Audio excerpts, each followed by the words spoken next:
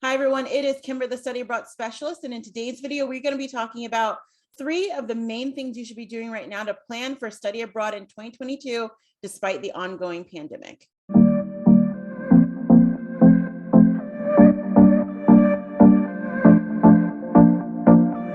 So before we dive into this video, I just want to say Happy New Year to you and welcome back. If this is your first time visiting my channel, please go ahead and plan to stick around. Click the subscribe button. I release videos every single Friday talking all things study abroad for people who are studying abroad at least one semester, sometimes even longer than that. So tips, advice, and just general information that might be useful to you if you want to study abroad. Also, please go ahead and like this video too. So with everything kind of going on, I will usually put together something for every semester. That's how I like to do it, of like, what should you be doing right now if you're planning to study abroad in the summer? What should you be doing right now if you're planning to study abroad in the fall? And I know that there are a lot of you out there who were, not able to study abroad for whatever reason in 2021, even though there were some programs that were doing it. Maybe you just didn't feel comfortable doing it yet, or maybe your particular school wasn't offering it. So you weren't able to do it then. But you probably have heard now that, summer 2022 was supposed to be kind of the re-emergence of study abroad programs. Most programs are still planning to do something in the summer for 2022. And hopefully by the fall of this year, they'll be able to do even more. And so I know that I've heard from a lot of students whose summer was kind of their target time to study abroad. And now as, the Omicron variant has come out and different things are happening, they're feeling like, will we be able to do that? Or will my program get canceled before then? Or what's going to happen? Of course, none of us know that. We know that for these past 24 months, everything is kind of a day-to-day situation in a lot of ways.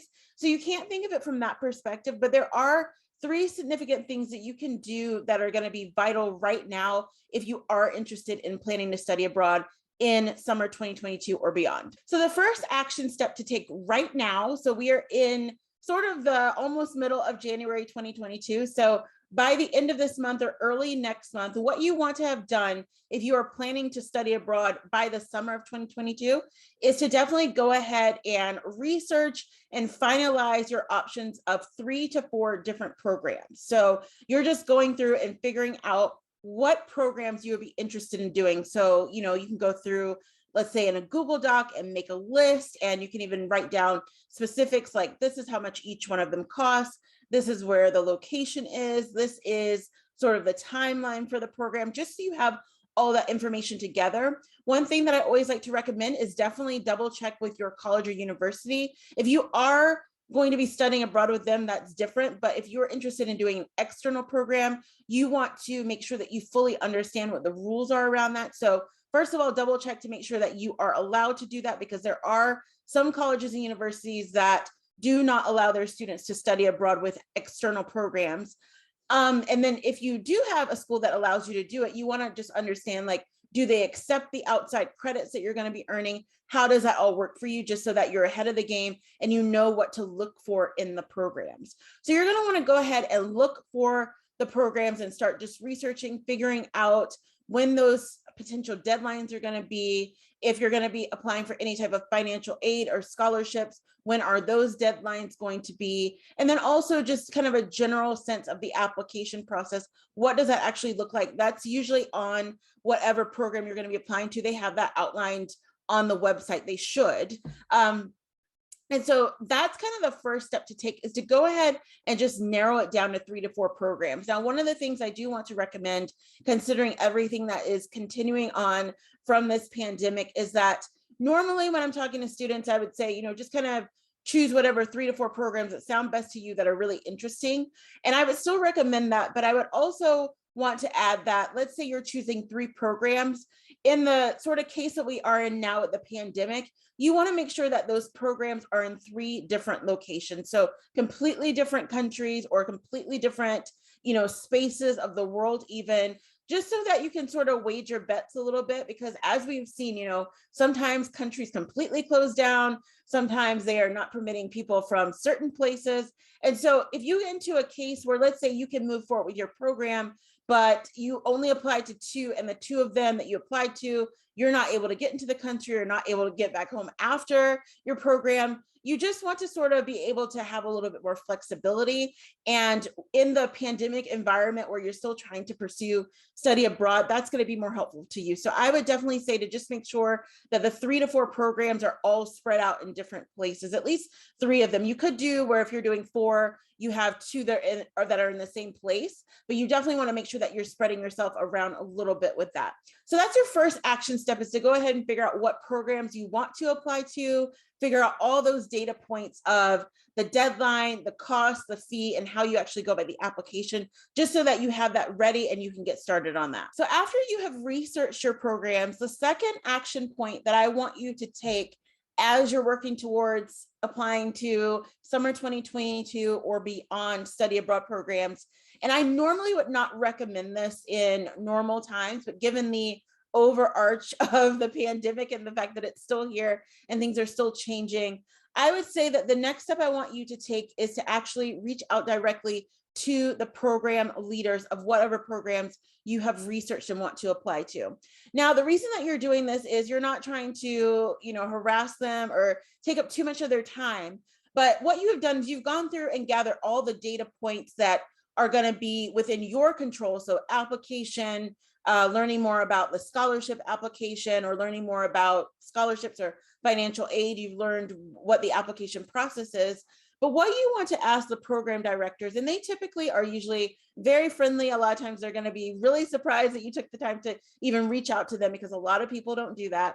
And so what you're going to be asking them is, it could just be a very short email, or if you're feeling really confident and you want to call, that's fine, but make sure that you are not taking up too much of their time, is that you definitely just want to reach out and ask them for a little bit of forecasting. Now, this is going to be very generalized because, of course, they are living inside of the pandemic just like all of us. So they don't know specifically right now from day to day either.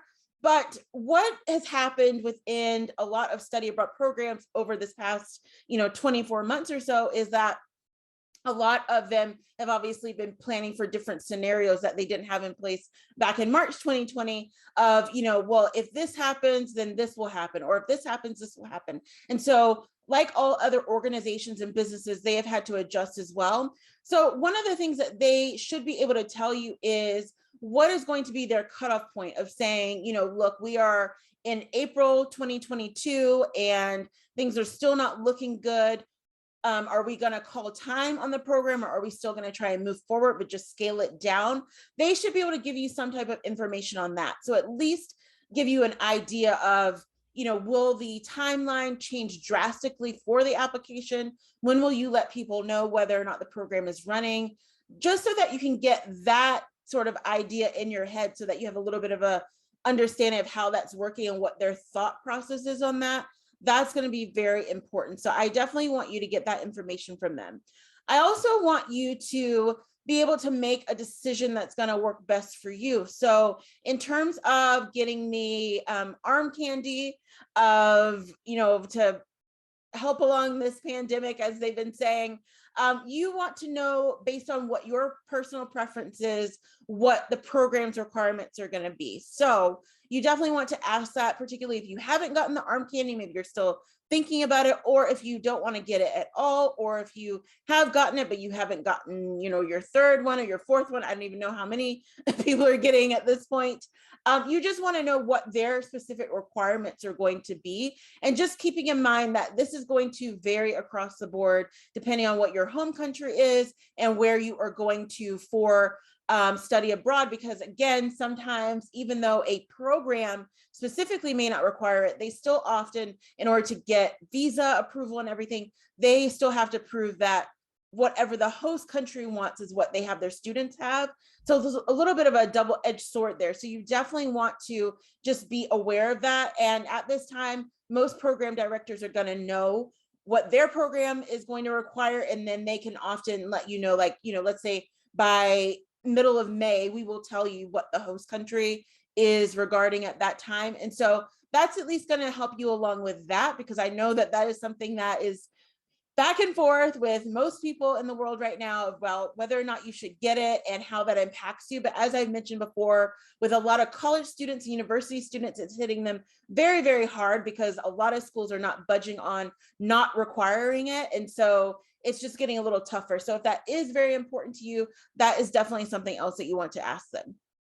The last thing that you want to ask them as well is you want to just kind of know what the overall structure of the program is going to be. Now, this is likely going to be on the website, but you just want to get some confirmation of, are they planning to do some of it a little bit virtual, and then they will, take you abroad for a certain period of time. That is what a lot of programs did in 2021, is sort of give people a shorter time abroad, but still get some of the experience online. Or is it going to be where it's just fully like you go and you leave and you're there for 3 months? How does that actually work? So this is just going to give you a chance to follow up on any questions that you have from what you've read on the website during your research, and also to get those key questions answered about what their sort of framing and timeline is for when they might decide to or to not continue with the program based on what's going on in spring 2022 and how that might look for the summer, and also whether or not you'll be required to get the arm candy to travel abroad. So the third action step that I have for you is based on all about what you can control. So I call it controlling your controllables. So as we know, and I think that all of us who have been alive these past 24 months know that we are not as in control of our lives as we thought we were, although it's coming back together slowly but surely. But, one of the things that is really important, and I know that throughout your studies, you probably learned this, is that everything is not out of your control in terms of, your destiny, your ability to make good grades, your ability to do the things that you want to do. So much of that has to do with you and, of course, your personal responsibility and what you're planning to do to propel yourself forward. And so one of the important things to remember is that even though you don't know if the program is going to run, you don't know if, there's going to be a location change, you don't know any of that stuff. Right now, you don't need to know that. The main thing you should be focusing on is controlling what you can control. And there are a few key things that you're going to need for your study abroad application and to move forward with your programs that you can control. And so the first thing is to definitely figure out what are sort of the timelines. So you would have found that out either through your research or when you call the program director. So you're going to need to understand what are the timelines, and then you're going to be able to create a framework from that to know what you need to do. So you're going to have an application. What are you going to specifically need for an application? Is it going to be something where you have to pay an application fee? If so, how much is the fee? Do you have that money right now? Can you get it from mom and dad, or are you going to have to save up to pay it? You can definitely get working on that. Another thing that you're definitely going to need is usually some type of statement. So it could be where you have to write a statement of intent, or it could be an application essay, whatever that is. Find out what the information around that is. With the exception of people, I'm not trying to brag here, but people like me who can just fire out an essay within 30 minutes and we're good to go. Most people, essays are where they tend to struggle. And I definitely feel your pain on that. I understand, because even though that is not a struggling point for me, I know lots of people that do. And so what that means right now is that you have plenty of time to be able to figure out what your essay topic is, what you're going to need to be able to write on, and be sort of forward thinking with that. So at least you have that in place, even if the application portal has not opened. That's something that you can go ahead and be working on just so that you are ready to go. The next thing to think about is, are you going to need to supply any type of transcripts, either unofficial or official? And I know this works very differently in different countries, but one of the things that I wanted to point out is that transcripts are often really annoying to get no matter what country you're in, because again, with admin work like that, it takes time. They have to usually process different things. Usually 2 or 3 people have to sign off on it before they send it out a lot of times. So you have to keep in mind that the workforce is a lot strained, a lot more strained than it would have been, let's say, even a year ago. And so a lot of times, let's say within an admin office of a school, maybe there were 5 people working there. Now there might just be 2 people holding down the fort. And so what that means is that a transcript that would have taken 3 weeks to get sent out may now take 6 weeks to get sent out. So you want to know what are the requirements, if there are any, for your programs for transcripts, either official or unofficial, and then get moving on that so that you give yourself enough time. The next part that I want to also talk about as well is recommendations. So you know that in some instances, in most instances, there are some programs that don't require it, but most programs do want either a letter of recommendation or at least a reference at the bare minimum. This is a great time to reach out to people that you want to be able to give you a reference or letter of recommendation for your study abroad programs. Just, send them a quick email. Happy New Year. How you doing? If you haven't talked to them in a long time, I'm applying to this program, this program, this program. Would you mind serving as a, reference for me or letter of recommendation? I don't have information right now on how to submit it, but I just want to sort of get the ball rolling and get ahead of things. So these are proactive steps that you can go ahead and take just so that, by February, by March, when the portals open up, you are ready to go. Additionally, on that, if you are applying to, get any type of financial aid or scholarships, you also want to know what the requirements are going to be around that, and if there's anything that you can do right now. All right, and so I hope this video was helpful for you. I know that it can be very unsettling to not know what's going to happen, but this is the reality that we've all been living in for the past 24 months. And so hopefully, we are coming out of a sequel and we're not going into the trilogy here. I don't think any of us can take any of this that much longer. And so what I want to say is to just stay positive out there. I have all the confidence in the world that you will be able to study abroad in 2022, even in the summer if you want to. Again, you may have to make some concessions on whether or not it's going to be exactly where you want it to be. You can't control that. But along with what you can do right now actively and just making sure that you are planning and staying on top of things, you are going to be great. So with that being said, go ahead and click the subscribe button if you haven't. Please definitely like this video and also share this video with someone else in your network that you know that is also wanting to study abroad in 2022. And I will see you on the next one.